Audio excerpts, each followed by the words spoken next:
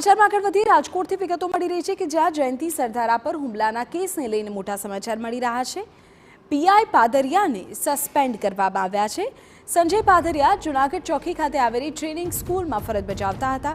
ગઈકાલે મોડી રાત્રે તેમને સસ્પેન્ડ કર્યા હોવાની માહિતી છે। તાલુકા પોલીસ સ્ટેશનમાં સંજય પાદરિયા વિરુદ્ધ હત્યાની કોશિશનો ગુનો નોંધવામાં આવ્યો હતો।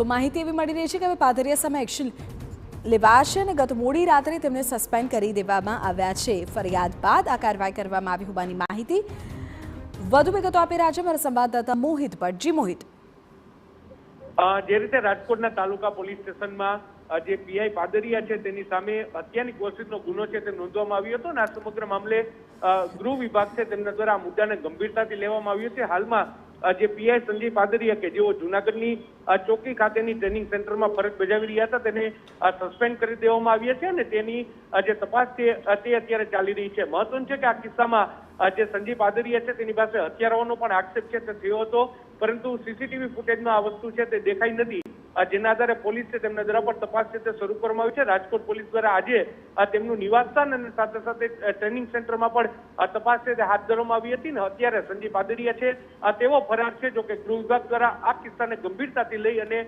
જે પીઆઈ પાદરિયા છે તેને તાત્કાલિક અસરથી સસ્પેન્ડ કરી દેવામાં આવ્યા છે। જી આભાર મોહિત, માહિતી બદલ।